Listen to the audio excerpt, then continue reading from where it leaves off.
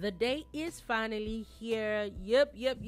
And this is referring to the people of Ibadan. They officially have a new king today, and that looks like the gist that everybody's talking about, because of course even the president is in Ibadan for that. And with that, I welcome you to the Boom Bar today. Today promises to be a very interesting one. We're going to be talking about quite a number of things today.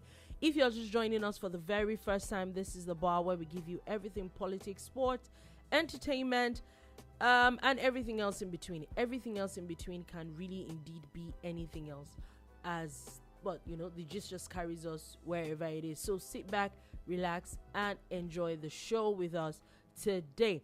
Like I said earlier, there is a new king in town, and I'm not sure I have ever seen this amount of fanfare around, even not just even Ibadan alone, basically the whole of the country. There's so much fanfare that even the president is actually present for this one. So we're going to be looking at quite a number of things. The man Ladoja himself, how he got there, why there's maybe a bit of things why we are where we are now, and why there's a lot of conversation around him being Olubadan. We're going to be talking a lot about that. So sit back, relax, and enjoy the show today. There's updates coming from the Nnamdi Kanu, the court case on Nnamdi Kanu. They're going to be talking about that as well.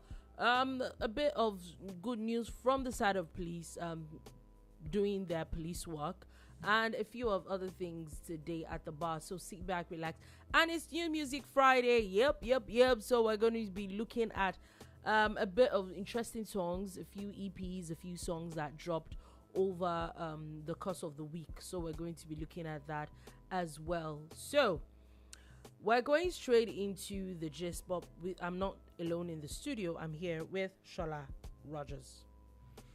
Good morning, good evening, good afternoon, good day. Thank God it's Friday. New Music Friday. Let's go. Okay, so we're going straight into it, like I said earlier. And the truth is, whether anybody likes it or not, the news on everybody's lips is the former governor of Oyo State that is now being crowned as the Olubadan of Ibadan. Now let's go back to the whole conversation now, and I think that one of the things that we can all agree to, that will say that has also made the stool of the Olubadan very interesting is the ascension, is their order of ascension in Ibadan. It's been a conversation over and over again how old it is, but it's also been, the conversation is really how organized it is. The pictures of this new Olubadan now being on different parts before he got here. There's conversations of how he got into this line about 32 years ago, and here we are 32 years after he's officially now the Olubadan of Ibadan. So I would say that that's maybe one of the conversations that a lot of people has made even the story itself be, would I say, fascinating to people. And I think it brings a level of sophistication. It talks about a level of sophistication regarding the Ibadan people.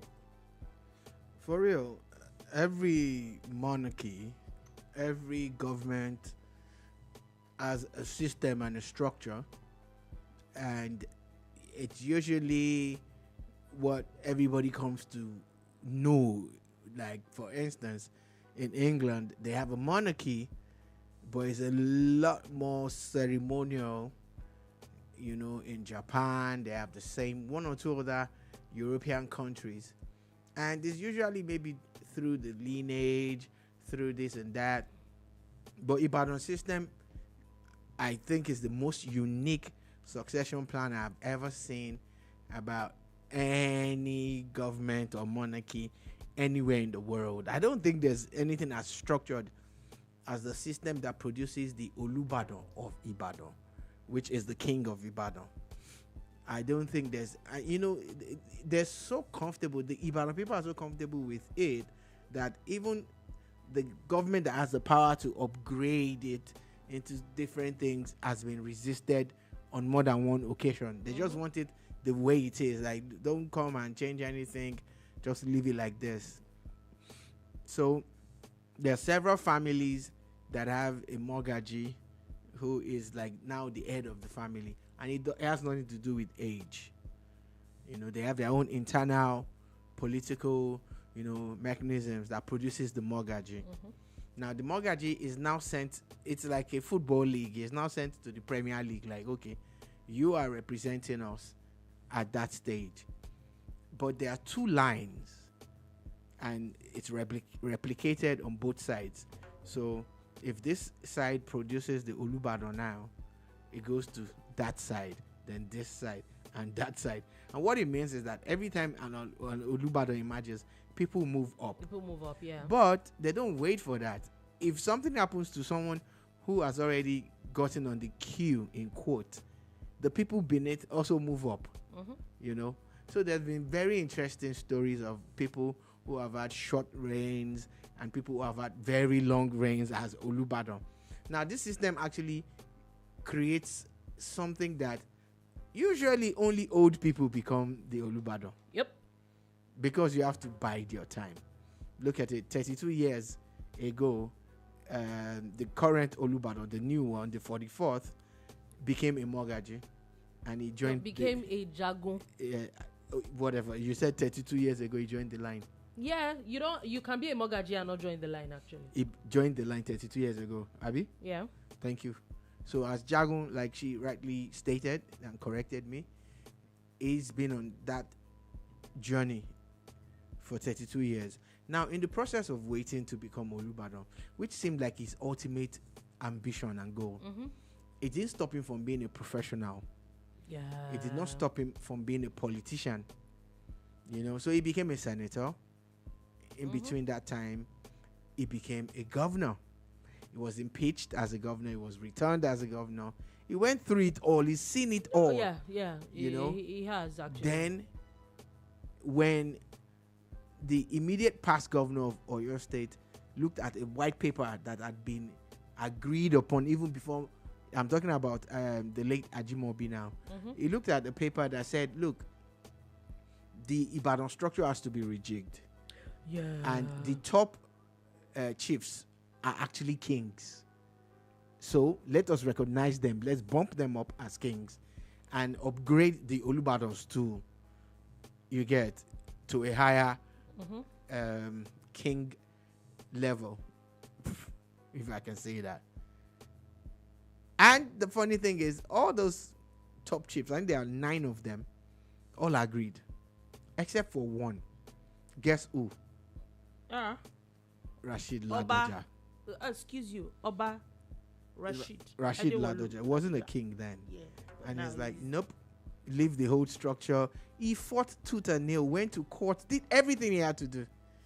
And, the governor then, Ajimobi, was like, I'm just following through something that was agreed many years ago. No governor had the balls to enforce it until Ajimobi. And that thing really caused some bad blood and all of that. And the new kings were seen as pariahs. All sorts of things happened, In fact, that thing, I don't think is over yet. Yeah, because even this current governor kind of did something about it as well. And there was, conversation back and forth. And I think that as much as, yes, and I know that one of the issues, is always like as if the older king, they're always old kings and they never really stay that long. Because really, let's be honest. And I'm not saying that this king is going to die anytime soon. In the past 3 years, I think they've had about 3 or 4. There's one that I spent just 6 months, another one 2 years, another one 1 year, and all that. Yes, because they're actually really old. Makes sense. However, I think the only thing that is really still giving people, making a conversation out of it, is that whether they're old or young, it is a succession plan that seems to be foolproof. There is no, the governor wants this person, or this is the person he picked. Which, if we look at even bigger kings, or would I say first class kings, especially in the southwest, there's been a lot of, drama here and there around it. But this one does not need drama. Everybody knows their lane. So on that note, I think that's one thing that maybe just leave some things the way it is. If it ain't broke, don't fix it. That's where I come from on that. Whereas where I see it on that angle. But is it that because these kings are really old? Yeah, it's probably a way to actually look into it. But however, as long as it's working, everybody is fine about it. I don't think that it should just leave it alone. Just leave it alone. Yeah. So, having said all of that, we arrived at a point where the immediate past king that passed on a few weeks ago was going to be at loggerheads with the new king that just got coronated today. But there was a quick intervention and all of that, because he was going to fight for it. He was going to make some moves. But eventually, everything just went well. And that side of the ruling house was allowed to produce the king. Sadly, it was far gone in age, and it seemed to have affected his health also and his performance. But he was the king.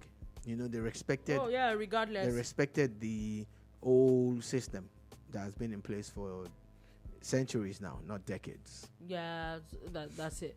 However, now that brings us to today's coronation. And again, I say, the amount of fanfare, the amount of pomp and pageantry, the kind of people that, because let's be honest, so that Olubadan is not even a first class king. Yeah, it's not. That's what I was talking about. But the restructuring that Ajimobi had tried to do. But the pomp and pageantry that this particular Olubadan has gotten, the governor had to basically cut his holiday short. The president is in Ibadan. Most of first class kings are all, the Alafin is in Ibadan. The Sultan of Sokoto is in Ibadan. I do not envy people in Ibadan today, but the amount of people, governors are in Ibadan. There's so many people in Ibadan from all walks of life. Name it. The governors, or would I say a lot of governors, especially in the southwest, that are not in Ibadan, are the ones that are not in the country. Yeah, so again, it's a big position, regardless of its rating as not being a first class king. It's looked upon more historically, because if you understand the importance of Ibadan to the Yoruba culture and history, you know that, forget what the government says as first class or second class, the Olubadan stool it's big. It's very, very, very big, and that's the way people revere. That's it. It's also important to note, like Dolupo pointed out, all the people who are there's an association that they all belong to, and they seem to actually take it very serious. The Council of Obas and Kings in Nigeria, they are a close-knit family. Of course, they have their own differences, and they're like every human being and every association does, but they always stick together. So I think it was yesterday or the day before, the Oni of Ife had actually gone there physically also to visit the incoming king, now duly coronated and ordained as the king of the Olubadan. Because they don't say king, they don't say, they just say Olubadan, which is Yoruba. And at times, not every Yoruba word has a direct translation in English. No. It will not mean the same thing at times, honestly. Like for instance, the people who practice the traditional Yoruba culture and religion are telling people that some of the things that are ascribed to them are not the same. For instance, if you say issue, that issue is not Satan. Yeah. And Satan is not issue. So it's the same way I'm deliberately sticking to Olubadan as king of. No, I'm not saying the king of Ibadan. No, it's the Olubadan Olubadan of Ibadan. Yeah. You get? Let's be clear on that. So apparently, just checking, I'm not 100% sure, but apparently I think that Olubadan is now a first class king. Yeah, there was a upgrade that was done, and that upgrade came with the promotion of the other baales and the other high chiefs as kings also in their domain, but it was met with a lot of resistance. Yeah. And at some point in time, of course, the kings retained their crowns. The new kings retained their crowns and everything. It's just like the controversy that's going on in Kano also, the creation of new Emirates and all then that. the reversal and all of that. So funny enough, I would also say that the noise and everything we're looking at is not just about the stool itself. I think it's about the person that you had talked about earlier, especially with the kind of the things that the man, especially when he was governor, we saw he was in his time that we saw where a AURTW chairman at that point impeached him. There's an interview that is going around now that former governor of Lagos State, Fashola, was actually narrating what happened, how the former governor of Lagos State, who's now the president, actually helped the former governor of Oyo State get back to being a governor. The interesting part was that the new person that became governor, he was impeached. Of course, we know that his deputy governor then, they were at loggerheads, and then when he was impeached, Akala became governor, and there was talks of the fact that there was really a huge rancor between him and Adedibu then, and blah blah blah and all that. In fact, there's talks of how as far back as I think the 70s, Ladoja's father defeated Adedibu as I think local government chairman or something, and that was the only election that Adedibu ever contested. And so it was like it was taking revenge out from his father on the son. And it's funny how those people are all dead now, and Adewolu Ladoja is the Olubadan. Well, that's the importance of keeping records and the importance of history. Once again, we'll just basically like to, because we are people who believe in culture and tradition here at the bar, we respect everybody's religion, culture, and tradition. And of course, as a proud Yoruba person, you want to say congratulations to the people of Ibadan. Another successful coronation has happened. And the funny thing is, in my entire years on earth, this is the singular position that I've seen the most turnover. Yes. Yeah. I've not seen any in any other place as much as I have seen in Ibadan. If I go and check, historically, I might have witnessed maybe 10 coronations, if not more, as an adult, not in my entire lifetime. If we add the time that I was born, it's funny. Now that I'm thinking about it, I remember when we were like really young, schooling in Ibadan is one of the current affairs. Who is the Olubadan of Ibadan? It's one old Baba. I remember the Baba was really blind, and funny enough, he became Olubadan in his 90s, and he actually spent over a decade. Yeah. Nobody would have given him a chance. Yeah, he spent over a decade. There have been younger Olubadans that actually died. Funny thing is that after him, I'm not sure anybody has been that old when he became Olubadan, and they've not spent that long. I think he spent almost 20 years as Olubadan, and then after that, I've now witnessed quite a number. In quick succession. Yeah. The biggest person that I pity is the governor of Oyo. Like the number of the amount of money that they will use in their budget for that he has had to bury and replace. Yeah, there's the. I don't think there's any governor that has had that. Yeah, I think the honor between is about quotes. 6 years now. I think there's installed about 3 or 4 Olubadans in his lifetime. The Shonwo of Ogbomoso died in his lifetime. The revered Alaafin of Oyo that has been there since forever died. I think it was during his time the Oluwo of Iwo became. There's been quite a number of kings in Oyo State that the governor has. And speaking of the governor, is now officially handed over the staff of office to the Olubadan of Ibadan. So it's official now. There is now a new Olubadan of Ibadan, the Arusa. I'm not sure I'm pronouncing that properly, but it's the Arusa one of Ibadan. That's it. I think. Yeah, that's it. Anyway, shout out to everybody in Ibadan. It would have been nice to actually be in Ibadan, see, but also if you like yourself, just sit at home, because the kind of traffic that will be in Ibadan now, I cannot even imagine. Anyway, moving on from that, and since we're talking about states, let's talk a bit about states as well. Now, Ogun State is official, and the airport in Ogun State is officially going to be open October 7th. I think the airline Value Jet has announced that they will start taking flights out of Ogun State from October 7th.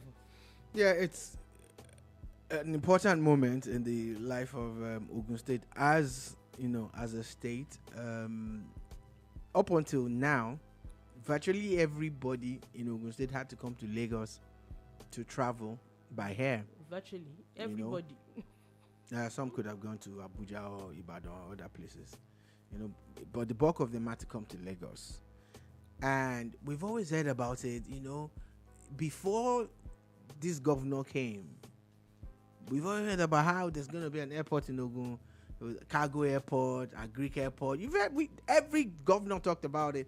It was the way we used to hear about the second Niger bridge. Yeah, that's how we used to hear about the airport. But I think a lot of kudos goes to the governor of Ogun State, Governor Dapo Abiodun, who took it upon himself in a painstaking manner and went through the whole process, like the licensing, building from scratch, partnering with the Air Force. He did everything possible, brought in private sector. He brought in Bayo Ogulesi. If an Ogulesi comes, forget that he's from Ogun State originally. The man owns a couple of airports outside Nigeria. Across the world, yeah. So if he comes to check your airport out, that means he's probably looking at investing on one way or the other. Yep. And so you must. And you even need that kind of person. It would be nice for someone that has done that successfully outside the country. Yeah. So now that the national aviation system is being rejigged, the terminal in Lagos is being upgraded. The work has already started. They are building a new ring road. They are upgrading the Terminal 1. They're going to strip it down to the pillars and rebuild it completely. It's like rebuilding from scratch. A lot of traffic will actually be pushed to Ogun State. Now, another factor that works for them is that Value Jet is owned by an Ogun State person, and of course, all of that, those things matter at the end of the day. It's like, what? It makes your life easier. We're gonna make it work. Yeah. Now, the same person owns Remo Stars, and Remo Stars are currently the champions. They're defending champions of the Nigerian National League, the Premier League, not the National League now, the Premier League, because the National League is the lower league. And a few clubs have started flying to their matches. Mm-hmm. So it would be nice to have a Value Jet that's a partner with Remo because they belong to the same person, have a proper airport in Ogun State instead of driving down to Lagos for their club to. So there's a whole lot of stuff that's happening with that. One of the things that I'm hoping that Governor Abiodun can pull off or start is linking the rail to where that airport is. Yeah. You know, there are a lot of industries in the Ogun State now. Arguably, the most industrialized state in Nigeria now is Ogun State. Yes, I think so too. Linking the rail, you know, the standard gauge rail that goes on Lagos to Ibadan, that really would help. It really would make a help. lot of sense. Oh, a lot. You know, so shout out. This is me, because when we were going to call him out, we called him out. And we're going to praise people, we'll praise them, because I think he's done a good one on this one. That you cannot take away from them. Now, talking about airports, the Federal Airports Authority of Nigeria has now announced that as from September 29th, that's on Monday, all payments at its revenue points, including access gates, car parks, FAAN VIP, protocol lounges, will now be contactless. That's Same good. from Murtala Mohammed Airport and the Nnamdi Kanu Airport in Abuja, they're all going to be contactless. You're not paying any cash. That's You good. ain't paying no cash to nobody. That's good. Nigeria is the only country that has automated payment systems that are manned. You know, if you ever find your way to ICM in Ikeja, or you find your way to the international airport in Lagos, you drive close to the, you know, automated gates. Someone helps you pick a card to do the touchpad thing to open the barrier. You get, I'm like, you know, I can do this by myself, right? But that's what it is, and I think it's a way of creating employment. Like in Nigeria, you go. But can't you be like be more creative? You go to filling stations, and you pay for fuel, either with cash or with your bank app or whatever, or your ATM, but someone helps you dispense the fuel. Can you understand? So they said it's job creation. I said, okay, it's all right. So these old systems are already in place, and some of them are already automated, but they are manned. They are manned. And one of the most painful things is when you get to that car park at the airport, especially the Lagos airport, it's multi-level car park, and there's several reserved place spots. Then they push you to the third floor. Then you want to pay, you get to the payment checkout point in the third floor. And There's nobody there. So you have to go back. You go to the second floor. There's nobody there. Then you go to the first floor, and then you now queue. So have they thought about this? You know, hopefully they'll put the touch points and everything there so that they can really be automated. I like it when they say these things, but in brass tacks, at times it creates more problems than solutions if they've not put the right equipment in place. Okay, so we'll see what they're going to do, but that they're saying now that at least from Monday, that is what is going to happen. I would not. Would I say that with the way the aviation ministry has been going on in the past 1-2 years, I would cut them some slack and see, and let's hope that it works. Again, on the final note, before we leave this aviation story, one of the most disgusting things that you could ever experience traveling internationally in Nigeria are the people you meet when you are being processed to come into the country. A lot of them are beggars, and a lot of them are overzealous. And now they have the automated gates. Yeah, so I'm guessing that. Let's hope that thing is everywhere. It. Because really and truly, it's sad. Yeah, I think It's that sad. that automation eliminates I those people. I read something a Kenyan wrote once, and I searched for the guy, and I saw his podcast, and they're talking about how they came to Nigeria and it was fun, but two things that they harped on that actually hit me, and the truth hurts, but it's the truth. How at the airport, you know, the officials are begging them for money, and how they had to spend so much to get armed guards so that they could move around and everything. And it's really not that bad, but the people who brought them, I put them on that VIP package. You're in Lagos. And you know, I saw a video of someone that was talking, someone talked about the security in Lagos, and the person said, "There's nowhere in the world that you can't say there's no crime. However, he was comparing it to the Southeast, and he said that the one thing that you will not take away from Lagos State is that there is a certain level of security that will make you be driving in midnight in Lagos. Oh yeah. Number one. Two, that also it's a lot about perception. That it might be deliberate, it might not be, but he's saying that there is a way that Lagos government has made it seem like when you hear Lagos, insecurity is not the first thing that comes to your mind. When you go, say, oh, let's go to the Southeast. Oh, okay. My security is very important to me. You're talking about, the first thing you think about is, what happens on Monday? They sit at home on Monday. That it might be directly, it might be indirectly, but there's a perception that has been created in Lagos State that you cannot take away. There was a particular week last year, within the space of 2 weeks actually, it wasn't a week, it was about 10 to 12 days. I anchored an event for a friend, a football club's lunch, and he had a chairman of a local government from outside Surulere there. And when the chairman came, because we were waiting for him so we could start, he had his mobile police people, he had his patrol vehicle and his own SUV. Sat down with us, cool guy, we did what we had to do, we left. But about a week after, I was at a party in Surulere at the next venue. The first venue was Eco Club. The next venue was Union Bank, and their neighbors. There's a fence that separates them. And on the table that I was sat, the chairman of Surulere local government came through. There was no airs around him, no security, nothing.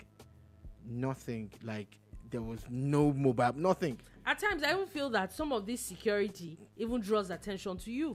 So when we were leaving, at some point when we were leaving, we stepped out together. I'm like, well, maybe they're outside.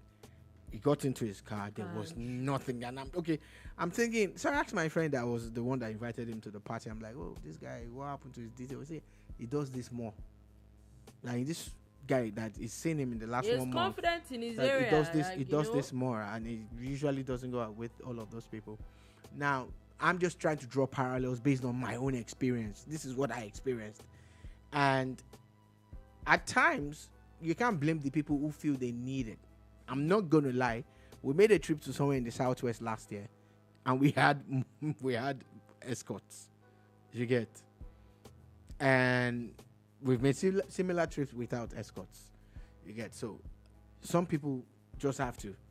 But in all, if you break it down, I think Lagos is relatively safe. Yeah. I think so. Yeah.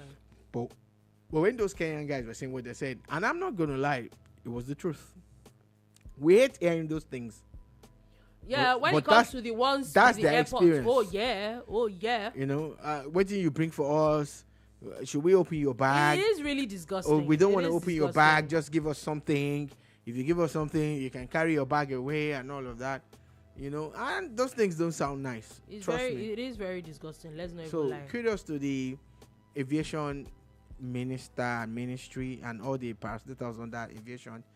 And of course the internal affairs, because they're working together, and the electronic gates and everything is limiting those things. But the cashless thing that they're trying to do, maybe for instance, the national ID card that we heard about, if they started it with a microchip that allows you to pay, it could be used at these gates, and that eliminates a lot of things. But let's see. It definitely does. Now, let's move on quickly from that conversation. I just wanted to put this out there that NELFUND, that's the Nigerian Education Loan Fund, that is basically student loans for tertiary institutions in Nigeria, public tertiary institutions in Nigeria, have now also announced that they disbursed loans to about 199 Ahmadu Bello University beneficiaries. So this is something that they do almost on a daily.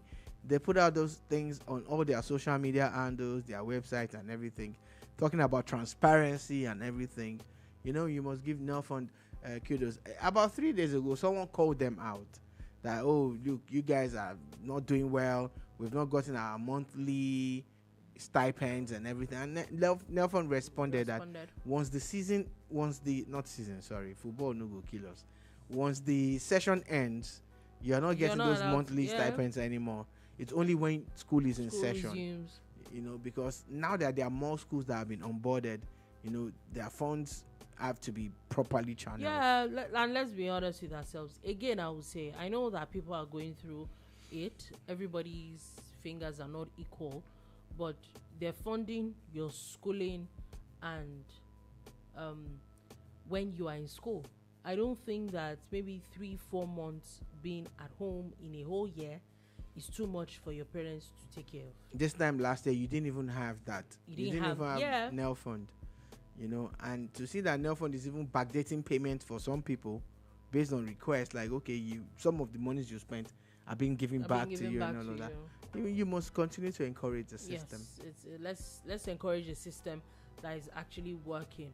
Now, moving on from that quickly, let's go on to gist from Nnamdi Kanu. So I think that there's still quite a number of governors in the southeast that still believe that Nnamdi Kanu, the president, can release.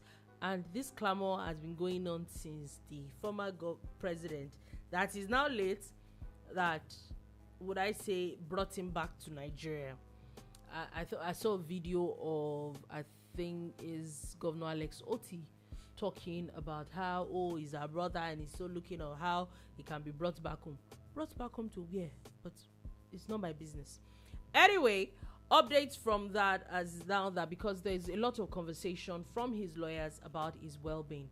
Now the court has now ordered the Nigerian Medical Association, giving them 8 days to ascertain if Nnamdi Kanu is well enough to stand trial. Yeah, so there's been a lot of clamor, and there's actually an official request by Nnamdi Kanu's lawyers that he should be allowed to be taken to the National Hospital for treatment of a life-threatening medical condition. That's what they say it is. And the pushback on that is that they feel that he wants to escape. That's what some DSS feels. Some experts. But can you blame them though? And it's premised on the fact that when he got bailed the previous time that he was arrested, he was found in Kenya. He left Nigeria, you know. So they're saying that he has an history of taking flight, and they're not gonna let him out of their sight.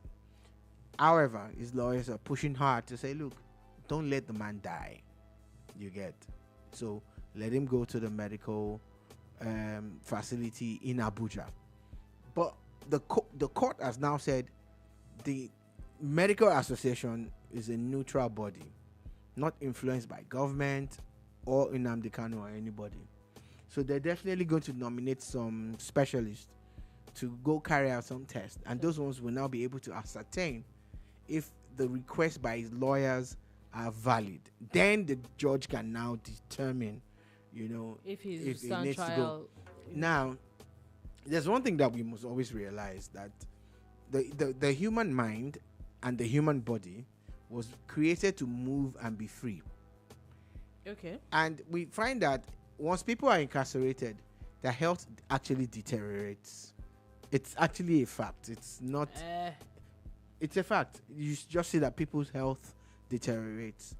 So, knowing this, shouldn't the DSS be building like world-class medical facilities? So they'll be like, you know what? You don't have to go anywhere. We have what it takes to take care of everybody and anybody. This is not about Nnamdi Kanu. This is about being proactive. This is about being creative. That as the highest security organ in Nigeria, Nigeria's secret police and what have you, we have medical facilities too. Because the truth is, how many people have you seen? Some of them are fake, I'm not gonna lie. Some of them, once they're incarcerated or once they have any legal matters, they start to fall sick. We've seen cases of people. So do you really believe if that's what I'm saying, that if you have your own world-class facility, you rule this out immediately, Dolupo. You have the test, you have the MRI scans, everything. We've seen people wear their neck braces upside down. Yeah. We've seen people pretend to be limp and almost dying, Mm-hmm. only And for then the them to next day get up and walk around and be driving flashy cars around. Mm-hmm. I mentioned nobody's name, So at the end of the day, the security agencies should listen to what we're saying. It wouldn't even cost you anything to actually have this in-house world-class medical facility. Honestly, with your own forensic lab also, it just makes life easy. Do you get? Think about it. Solution no la. Anyway, even with that, the court has now said, even with all that happening, the court had now told the defense, after they had also come to say that they wanted the case thrown out, and they said, Uncle Oga, you have a case to answer. You have a case to answer. Open your defense. Open your defense. So it's safe so to say reach that of the lawyers to try that angle. At times it works. I think that you can't blame lawyers if you look at it from that angle. Like everybody, they want to try everything. It's an available tool. Yeah, it's an available tool for you to say, you know what, this guy has no case to answer, and people are like, okay, why did they even arrest him? Well, I'll let him go.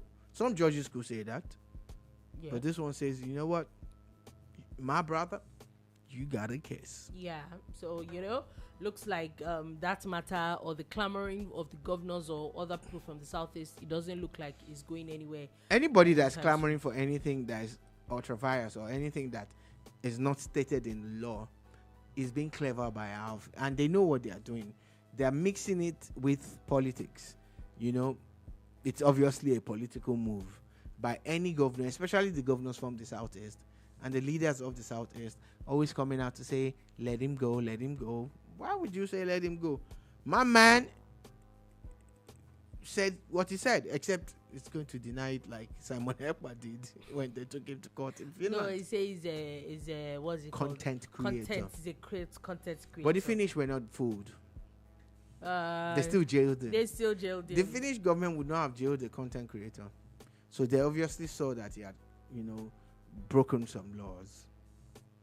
Anyway, now let's move on from that. Now, moving on from there, let's go on to a very interesting story that happened in Ondo State, where the police recovered a 4-year-old girl. Now, you might be wondering what happened. Now, if you really actually go by the story is a father reported to the police that his 4-year-old daughter went missing.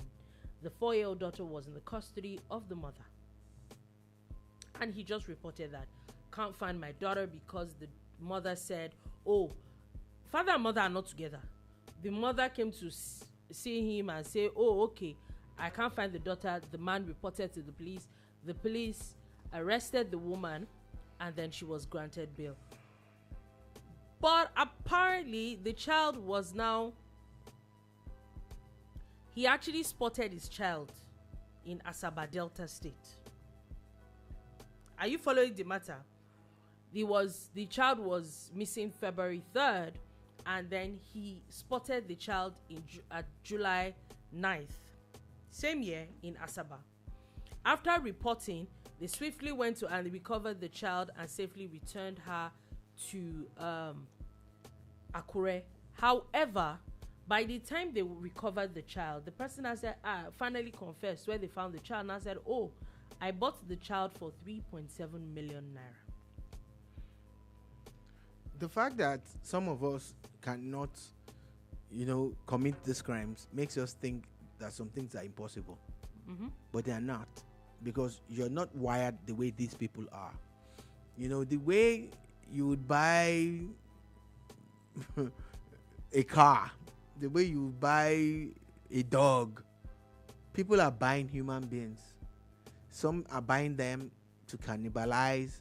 Some are buying them to take out their vital organs, harvesting, like they call it. Mm-hmm.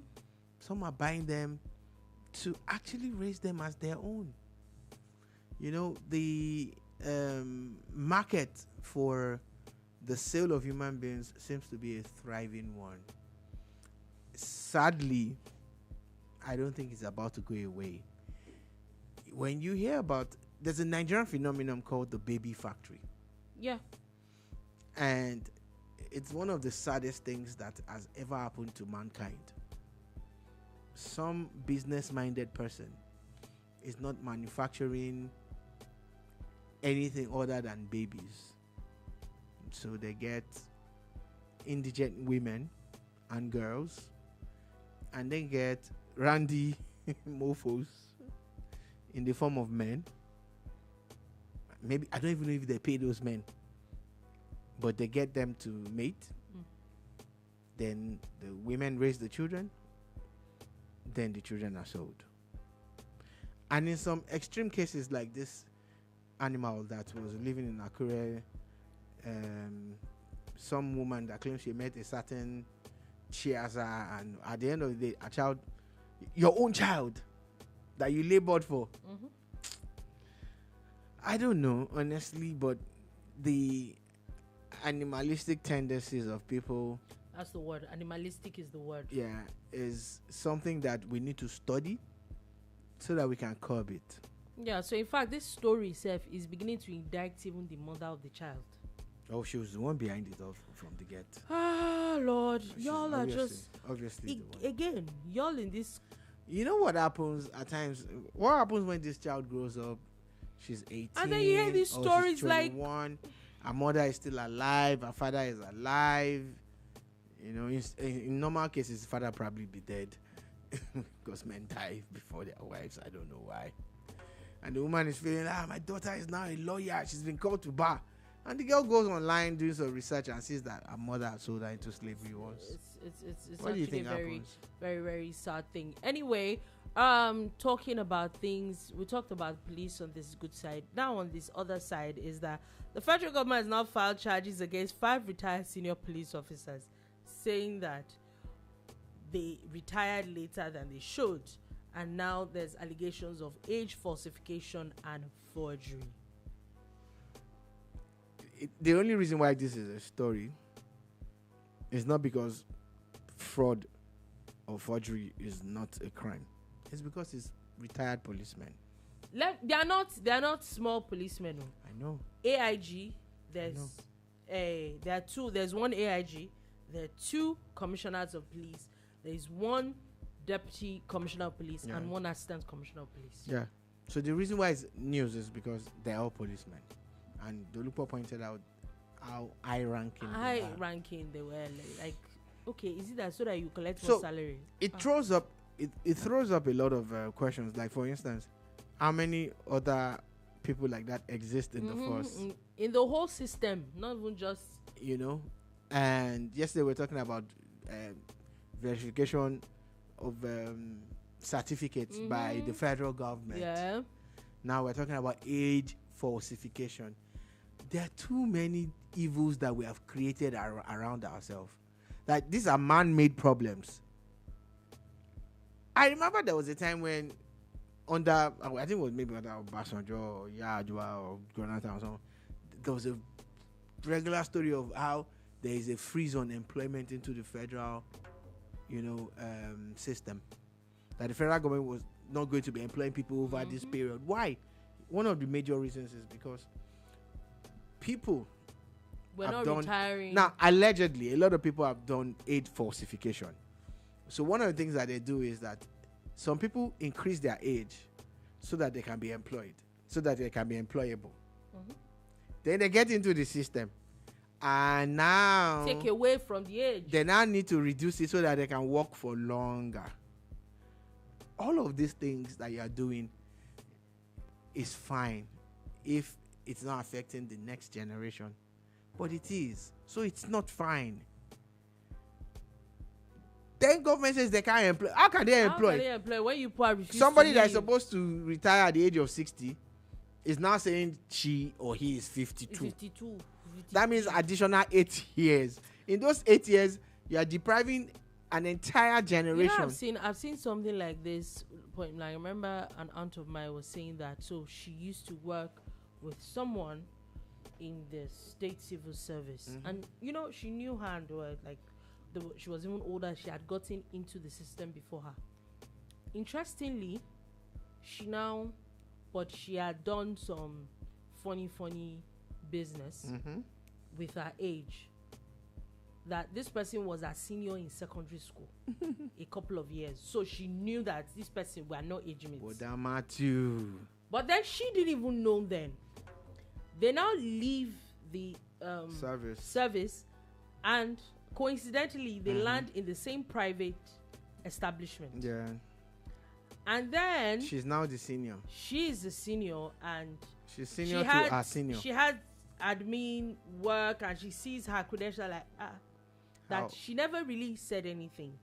However, of course, their boss knows that according to paper, this person is. Oh, you worked with this person, so yeah, this person is no. This person is older than you. Yeah, and then comes one day, their boss is there. You that is supposed to be the junior, that is younger, now comes and calls my aunt by name, and the boss like, no, that's your boss. That's your boss. She's older than you. She's older than you. Can't be referring to her like that. And my aunt said she just smiles like, if only you knew. If only you knew. Jealous about, of course, because you have done some, what's it called? You can't say anything. Let me tell you. Let me digress. You know I always do this, but I'll try to not take too much time. A couple of years ago, many years ago, when I say couple, I was in secondary school, and we heard about screening for the under-17, Nigerian under-17 team, the national team. And at this time, we were well within that age range and everything. But you get there and none of you are going to qualify. And one of the reasons was because they were going to take people based on their height, not on their age. So we used to play some football tournaments then. Omani Ojegi. You know what it means to jeggy? Is that they have a mark on one wooden platform that this is the height for under 13. This is the height for under 17. This is how you're expected to be. So if you are taller and you're younger, you're not going to play that age grade. That's how crude the system was back in the day. You get, and this also affected the national team. Now guess what? I'm not saying that every Nigerian footballer did that. I'm just saying that why is it that there was a period of like 2 decades that we did very well with, and it's not just Nigeria, Ghana, even Saudi Arabia, all of them did well with their age grade competitions, but it never translated to the senior team. It's a question I'm asking. I'm not saying that they did anything wrong. Please quote and unquote me. I'm just saying that why is it that at some point our junior teams did well, but the senior teams never did well? Because they can now transition to that so level. If it had anything to do with age falsification, which if FIFA had clamped down on Nigeria and a few other countries on before, if it had anything to do with that, cease and desist. Stop it. Because guess what? Working. Apart from robbing the next generation of their chance of growth, you yourself will feel the impact in the future, like struggling to qualify for World Cup and all of those things. It takes a lot. Like let's quickly, since you talked about sport, Toby Amusan has officially risen to 3rd place in the latest World Athletics 100-meter hurdles. Someone said this is where she's rightly supposed to be at. Yeah, and I couldn't have said it better myself. 3rd in the world. The funny thing, that particular race, she could have won it. She could have, yeah, she could but have. We'll take that. We'll take the silver. And 3rd in the world is a big deal because it also means that it affects other things going forward. Yeah, it does. Donald Trump is threatening, saying that he might change host cities for 2026 World Cup. According to him, he's saying that he's talking about security. However, there's also the conversation that some of these host cities are more leftist. So it's more political than... Look, they say that when you apply for US visa, they'll go and check your socials. Okay, good luck. But if they're looking for the king of petty, it's Donald Trump. There's a wall of presidents that I saw a video of and picture, and I'm hoping it's AI. Oh, there's a conversation about it. I'm hoping that it's AI. I saw it with my eyes. Okay, so if that is true, in my head, I'm like, if it's true, Uncle, you're going to leave after 4 years. And they can change your own to... maybe a bird or a tweet. So look at what he did with his predecessor's image. He didn't put the man's picture there. That's all I say. So again, if Donald Trump is doing things based on merit, it's fine. But he's doing too many things based on sentiment. Yeah. Anyway, quickly before we go, we're actually almost out of time, but just wanted to go through a few songs that you're going to be listening to at 5 o'clock West African time on Boom Radio. One of it is Victoria and Olamide have a new song this week. Skido. They dropped Skido, very, very interesting. Phils and Fireboy DML released EP. an EP. Odubodu Black also released Industry Machine. The most talked about Industry Machine. Peruzzi released Diet. The birthday boy himself, Tubaba, released Salary for Life. Yeah. Nice also gave us Olodumare this week as well. DJ Neptune released an album. Entire album. Yeah, Greatness 4. Also talking about albums, Spiral also released The Men, The Boys, and Your Guy album. That album is packed. That also, The Caveman released the song Chameleon. And there are quite a number of other songs right here for you to listen to. This week is not doing badly at all. Faceless and Rue dropped Woman. If you don't do anything, listen to Woman. Oh, okay.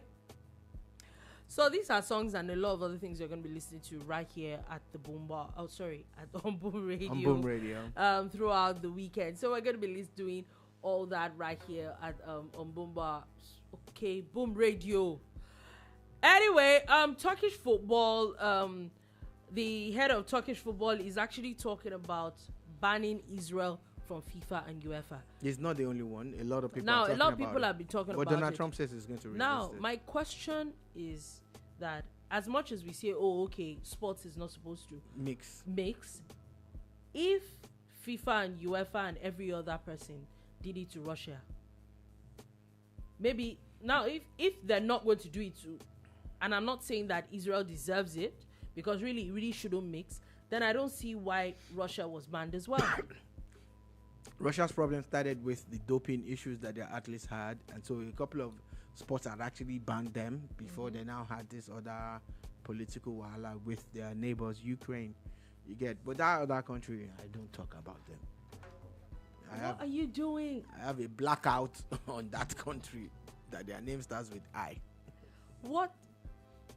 Anyway, Flying Eagles have arrived in Chile for the FIFA Under-20 World Cup campaign. We don't have a good record there as Under-20. We had done very well at Under-17 with one particular generation.